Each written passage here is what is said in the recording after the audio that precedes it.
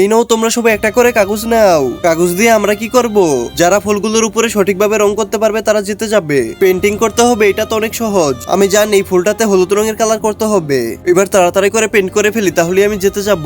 এটাতে কি রং করব আমি তো কিছুই বুঝতে পারতেছি না। একটা করে ফেলি, হলে হবে না হলে নেই। পাতাগুলোতে হবে সবুজ কালার। আমার রং করা হয়ে গেছে, কিন্তু এই ফুলের নাম কি সেটাই ভুলে গেছি।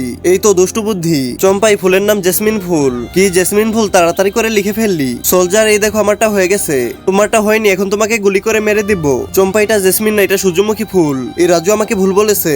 এখন তো আমি জিতবো, আর আমার পেন্ট করা হয়ে গেছে। তোমারটাও হয়নি, এখন তোমাকেও গুলি করে মেরে দিব। মেরো না।